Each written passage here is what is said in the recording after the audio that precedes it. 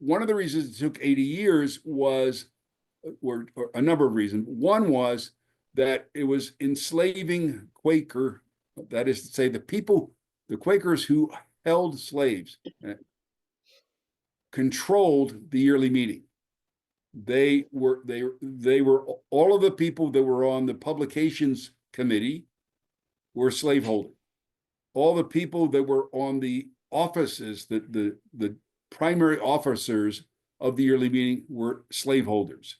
So they heard these conversations, and people would go to them and say, we want to share this minute our monthly meeting has with everybody.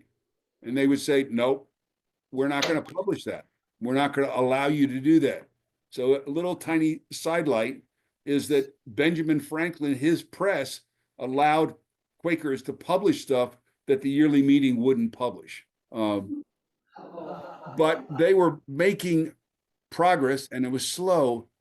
But what ended up happening at the same time, which arose, was that there began to be a moral, religious movement within Quakers saying, we didn't come to this country to set up this society and then be the thing that we said we were against. We said we were going to be simple, and yet we've got the majority of the Pennsylvania Assembly is Quakers. The political leaders of the city of Philadelphia are Quakers, and the merchants are Quakers, and they're getting very wealthy, and they're building houses. And as Kitty was saying, they got silver teapots and all that kind of stuff. And so there were people saying that's not what we're supposed to be about. And they had nice gowns, and they said we're supposed to be about following God's guidance.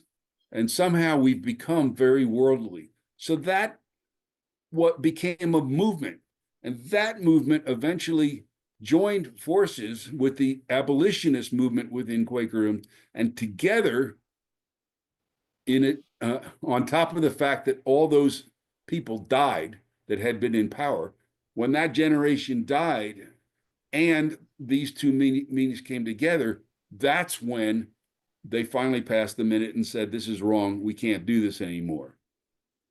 But we also want to talk about this question about freedom versus equality. And that's part of the legacy that comes down to us today, is that even John Woolman, who many people kind of see as a Quaker saint, he never got to the point of saying that Africans were equal to Europeans.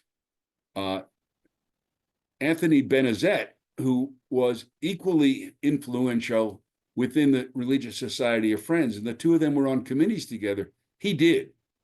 And so even two very strong abolitionists didn't see the whole question of equality at the same level that today we would want them to see it. And so this idea that, okay, I want to free them, you could agree with that without saying that they were equal. And so that inferiority issue, the question of what we will today might call institutional racism, came because that notion of understanding God's will didn't go all the way that we would ask it to go today. So there were definitely people who saw the question of God's children equal to us, and there were people who were saying God's children, but not equal to us. And that's part of the legacy that comes down.